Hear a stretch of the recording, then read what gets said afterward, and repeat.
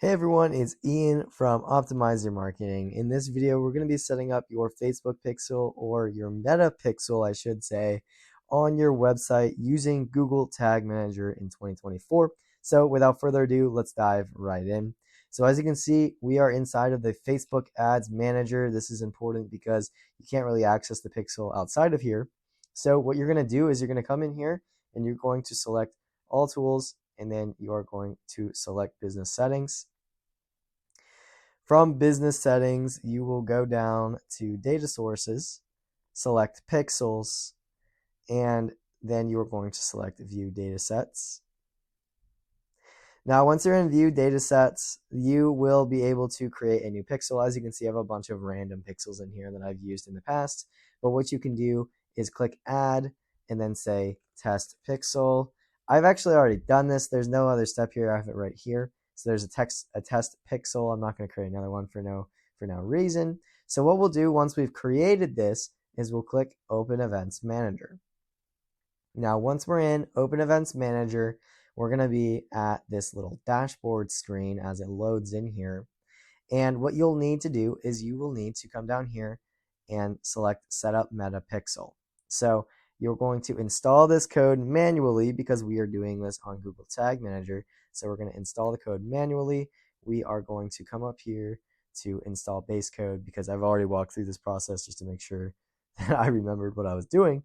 But as you can see, we're going to copy this code, and then we are going to place the base code on the website at the bottom of the header section just above the head tag. So we could do it on our website, but we're going to be doing it inside of Google Tag Manager because I want to show you how this works, and because this is the easiest way to showcase it and how this would work on every single kind of website, because we're assuming you've already installed your Google Tag Manager on your website. If you haven't watched that video, it's the very first video in this YouTube series. In case you don't have a Google Tag Manager set up already, be sure to check out our YouTube channel for that playlist because we've walked through every single marketing software to this point.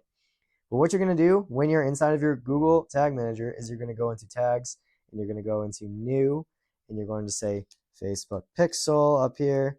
And I'm just going to say test because I already have my Facebook Pixel installed. This is just a demo. And they don't actually have a Facebook Pixel integration.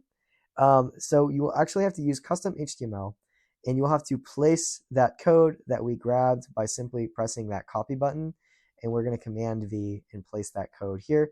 Now, the Google Tag Manager is by default placed in the header of our website because we want most of our tags to fire in the header of our website. So that's where we placed our Google Tag Manager.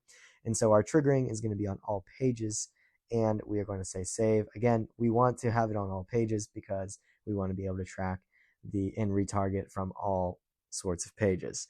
So once that's set up, all we would need to do is click submit and say Facebook Pixel installed, and we would click publish. Again, I'm not going to be doing that because this is a demo, and this is my actual Google Tag Manager account.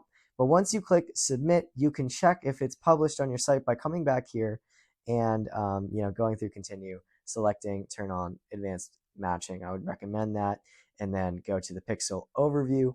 And at this screen, it will give you a dashboard on if this pixel is actually launched on your website and if it's collecting data. So what you'll need to do is you'll need to actually open up a browser with your website on, scroll a little bit to get it to make it be an active session, maybe even click around the different pages.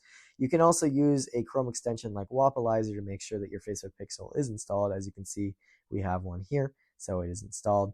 And in this case though, like I said, you would have to have published your Google Tag Manager and then gone to your website and clicked around and then came back here, and it would have said that data is being received.